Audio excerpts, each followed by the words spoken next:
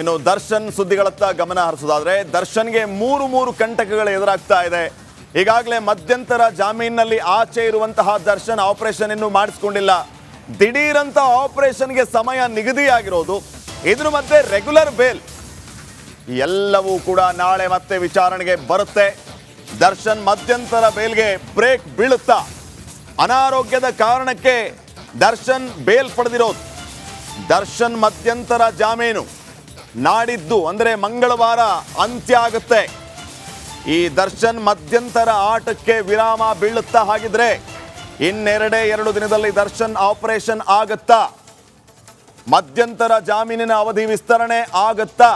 ಹೀಗೆ ಹಲವು ಪ್ರಶ್ನೆಗಳಿದೆ. ನಾಳೆ ಏನೇನಾಗಬಹುದು? ನಿರ್ಣಾಯಕ ದಿನ. ದರ್ಶನ್ ಮಧ್ಯಂತರ ಬೇಲ್ಗೆ ಬ್ರೇಕ್ ಬೀಳಬಹುದು.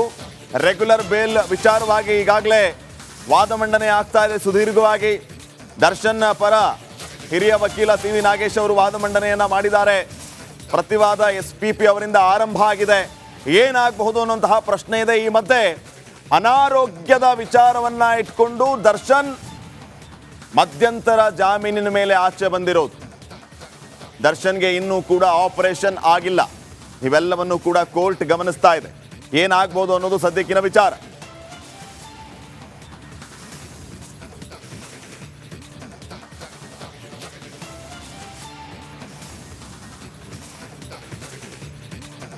ಸೊ ಡೇ ಫಸ್ಟ್ ಇಂದ ದರ್ಶನ್ಗೆ ಆಗಿದ್ದೇನು, ಆರಂಭದಿಂದ ಈ ಕ್ಷಣದವರೆಗೂ ಏನೆಲ್ಲ ಆಗಿದೆ ಅನ್ನೋದನ್ನ ನಾವೊಂದ್ಸರಿ ರೀಕಾಲ್ ಮಾಡ್ಕೊಂಡು ಹೋಗೋಣ. ದರ್ಶನ್ಗೆ ಆಗಿದ್ದೇನು? ರೇಣುಕಸ್ವಾಮಿ ಕೊಲೆ ಕೇಸ್ನಲ್ಲಿ ದರ್ಶನ್ ಜೈಲು ಪಾಲಾಗ್ತಾರೆ. ಜೂನ್ 8ನೇ ತಾರೀಕು ನಡೆದಂತಹ ಘಟನೆ. ಜೂನ್ 11ನೇ ತಾರೀಕು ಮೈಸೂರಿನಲ್ಲಿ ದರ್ಶನ್ ಬಂಧನ ಆಗುತ್ತೆ. ತದನಂತರ ಜೂನ್ 22ನೇ ತಾರೀಕು ದರ್ಶನ್ಗೆ ನ್ಯಾಯಾಂಗ ಬಂಧನಕ್ಕೆ ಒಪ್ಪಿಸಲಾಗುತ್ತೆ. ಜೂನ್ 22ನೇ ತಾರೀಕೆ ದರ್ಶನ್ ಅನ್ನ ಪರಪ್ಪನ ಅಗ್ರಹಾರ ಜೈಲ್ಗೆ ಕಳಿಸಲಾಗುತ್ತೆ. ಅದಾದ ಮೇಲೆ ಬೆಂಗಳೂರು ಸೆಂಟ್ರಲ್ ಜೈಲಲ್ಲಿ ದರ್ಶನ್ಗೆ ರಾಜಾತಿಥ್ಯದ ವಿಚಾರ ಇಡೀ ದೇಶದಾದ್ಯಂತ ಭಾರಿ ಚರ್ಚೆಗೆ ಕಾರಣ ಆಯಿತು. ಈತನಿಗೆ ಹೇಗೆ ರಾಜಾತಿಥ್ಯ ಜೈಲಲ್ಲಿ ಅನ್ನುವಂಥ ಪ್ರಶ್ನೆ ಎದ್ದೇಳಿತು. ಆಗಸ್ಟ್ 29ನೇ ತಾರೀಕು ಬೆಂಗಳೂರಿನಿಂದ ಇದೇ ರಾಜಾತಿಥ್ಯದ ವಿಚಾರವಾಗಿ ನೇರವಾಗಿ ದರ್ಶನ್ ಅನ್ನ ಬಳ್ಳಾರಿ ಜೈಲಿಗೆ ಶಿಫ್ಟ್ ಮಾಡುವಂತಹ ಕೆಲಸ ಆಯಿತು.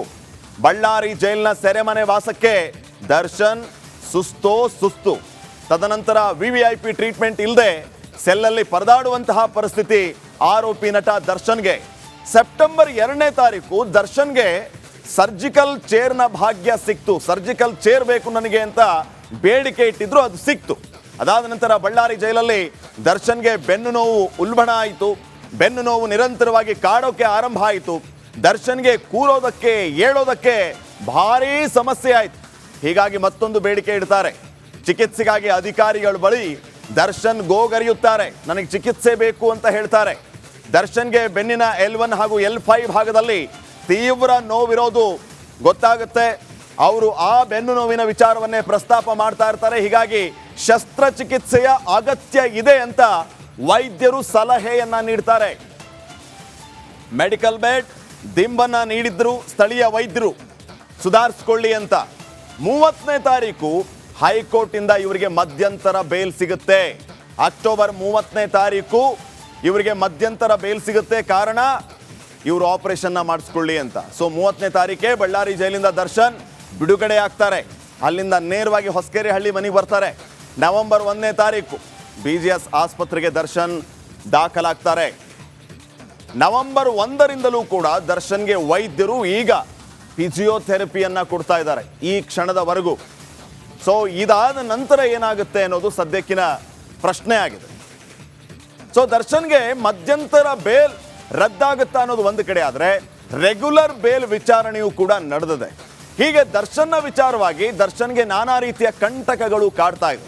ಇಲ್ಲಿವರೆಗೂ ಏನೆಲ್ಲ ಬೆಳವಣಿಗೆ ಆಗಿದೆ, ಸದ್ಯಕ್ಕೆ ಏನು ನಡೀತಾ ಇದೆ ಅನ್ನೋದ್ರ ಬಗ್ಗೆ ಒಂದು ವರದಿ ನಿಮ್ಮ ಮುಂದೆ. ಕೊಲೆ ಆರೋಪಿ ದರ್ಶನ್ಗೆ ಆಪರೇಷನ್ ಫೇಕ್ಸ್. ರೆಗ್ಯುಲರ್ ಬೇಲ್ಗೆ ಮುಂದುವರಿದ ಸರ್ಕಸ್. ಹೆಲ್ತ್ ಕೈ ಕೊಟ್ಟಿದೆ ಅಂತ ಬೇಲ್ ಪಡೆದ ದರ್ಶನ್ಗೆ ಇಷ್ಟೊತ್ತಿಗೆ ಆಪರೇಷನ್ ಮುಗಿಬೇಕಿತ್ತು. ಆದರೆ ಬೇಲ್ ಅವಧಿ ಮುಗಿಯೋದಕ್ಕೆ ಬಂದರೂ ಸಾರಥಿಗೆ ಯಾವುದೇ ಆಪರೇಷನ್ ಆಗಿಲ್ಲ. ಈ ಮಧ್ಯೆ ರೆಗ್ಯುಲರ್ ಬೇಲ್ಗೆ ಫೈಟ್ ಮಾಡ್ತಾ ಇರೋ ದರ್ಶನ್ಗೆ ಆಪರೇಷನ್ ಆಗೋದು ಫಿಕ್ಸ್ ಎನ್ನಲಾಗ್ತಾ ಇದೆ.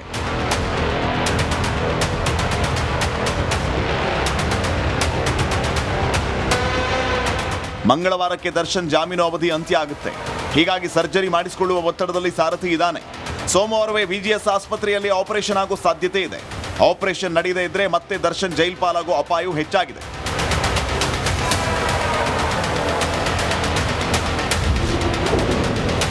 ಸೋಮವಾರ ಆಪರೇಷನ್ ಮಾಡುವ ಸಾಧ್ಯತೆ. ಬೇಲ್ ಅರ್ಜಿ ವಿಚಾರಣೆ ವೇಳೆ ದರ್ಶನ್ ಪರ ವಕೀಲರು ವೈದ್ಯಕೀಯ ವರದಿ ಸಲ್ಲಿಸಿದ್ದಾರೆ. ದರ್ಶನ್ ಮಧ್ಯಂತರ ಜಾಮೀನು ಪಡೆದರೂ ಆಪರೇಷನ್ ಮಾಡಿಸಿಲ್ಲ. ಹೀಗಿರುವಾಗ ದರ್ಶನ್ಗೆ ಕ್ಷಣಕ್ಕೆ ಟೆನ್ಷನ್ ಹೆಚ್ಚಾಗಿದೆ. ಒಂದ್ ಕಡೆ ರೆಗ್ಯುಲರ್ ಬೇಲ್, ಇನ್ನೊಂದೆಡೆ ಮಧ್ಯಂತರ ಬೇಲ್ಗೆ 2 ದಿನ ಬಾಕಿ ಉಳಿದಿದೆ. ಮತ್ತೊಂದೆಡೆ ಆಪರೇಷನ್ ಟೆನ್ಷನ್. ಸರ್ಜರಿಗೆ ಡೇಟ್ ಫಿಕ್ಸ್ ಆಗಿದ್ದು ಈ ಬಗ್ಗೆ ಕೋರ್ಟ್ಗೆ ಸಿ.ವಿ. ನಾಗೇಶ್ ಮಾಹಿತಿ ನೀಡಿದ್ದಾರೆ. ಹೀಗಾಗಿ ಕೋರ್ಟ್ ಏನು ಆದೇಶ ನೀಡುತ್ತೆ ಅನ್ನೋ ಟೆನ್ಷನ್ ಅಲ್ಲಿ ದರ್ಶನ್ ಇದ್ದಾನೆ. ಆಪರೇಷನ್ ಆಗಿ ಬೇಲ್ ರದ್ದಾದರೆ ಜೈಲಿಗೆ ಹೋಗುವಂತಾದ್ರೆ ಏನ್ ಮಾಡುದು ಅನ್ನೋದು ದರ್ಶನ್ ತಲೆ ಕೆಡಿಸಿದೆ. ಈಗ ಸೋಮವಾರ ವೈದ್ಯರು ತೆಗೆದುಕೊಳ್ಳುವ ಕ್ರಮದ ಮೇಲೆ ದರ್ಶನ್ ಭವಿಷ್ಯ ತೀರ್ಮಾನ ಆಗಲಿದೆ. Bureau report, republic Kannada. ಇನ್ನು ದರ್ಶನ್ ಸುದ್ದಿಗಳತ್ತ ಗಮನ ಹರಿಸೋದಾದ್ರೆ, ದರ್ಶನ್ಗೆ ಮೂರು ಕಂಟಕಗಳು ಎದುರಾಗ್ತಾ ಇದೆ. ಈಗಾಗಲೇ ಮಧ್ಯಂತರ ಜಾಮೀನಿನಲ್ಲಿ ಆಚೆ ಇರುವಂತಹ ದರ್ಶನ್ ಆಪರೇಷನ್ ಇನ್ನೂ ಮಾಡಿಸಿಕೊಂಡಿಲ್ಲ. ದಿಢೀರಂತ ಆಪರೇಷನ್ಗೆ ಸಮಯ ನಿಗದಿಯಾಗಿರೋದು, ಇದ್ರ ಮಧ್ಯೆ ರೆಗ್ಯುಲರ್ ಬೇಲ್, ಎಲ್ಲವೂ ಕೂಡ ನಾಳೆ ಮತ್ತೆ ವಿಚಾರಣೆಗೆ ಬರುತ್ತೆ. ದರ್ಶನ್ ಮಧ್ಯಂತರ ಬೇಲ್ಗೆ ಬ್ರೇಕ್ ಬೀಳುತ್ತಾ? ಅನಾರೋಗ್ಯದ ಕಾರಣಕ್ಕೆ ದರ್ಶನ್ ಬೇಲ್ ಪಡೆದಿರೋದು. ದರ್ಶನ್ ಮಧ್ಯಂತರ ಜಾಮೀನು ನಾಡಿದ್ದು ಅಂದರೆ ಮಂಗಳವಾರ ಅಂತ್ಯ ಆಗುತ್ತೆ. ಈ ದರ್ಶನ್ ಮಧ್ಯಂತರ ಆಟಕ್ಕೆ ವಿರಾಮ ಬೀಳುತ್ತಾ? ಹಾಗಿದ್ರೆ ಇನ್ನೆರಡು ದಿನದಲ್ಲಿ ದರ್ಶನ್ ಆಪರೇಷನ್ ಆಗತ್ತಾ? ಮಧ್ಯಂತರ ಜಾಮೀನಿನ ಅವಧಿ ವಿಸ್ತರಣೆ ಆಗತ್ತಾ? ಹೀಗೆ ಹಲವು ಪ್ರಶ್ನೆಗಳಿದೆ. ನಾಳೆ ಏನೇನಾಗಬಹುದು? ನಿರ್ಣಾಯಕ ದಿನ. ದರ್ಶನ್ ಮಧ್ಯಂತರ ಬೇಲ್ಗೆ ಬ್ರೇಕ್ ಬೀಳಬಹುದು.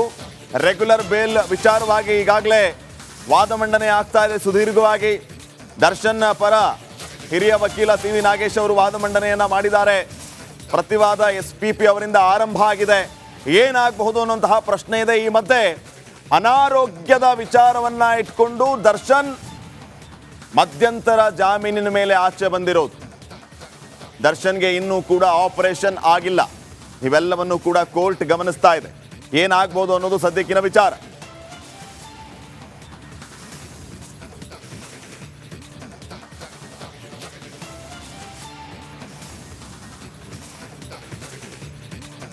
ಸೊ ಡೇ ಫಸ್ಟ್ ಇಂದ ದರ್ಶನ್ಗೆ ಆಗಿದ್ದೇನು?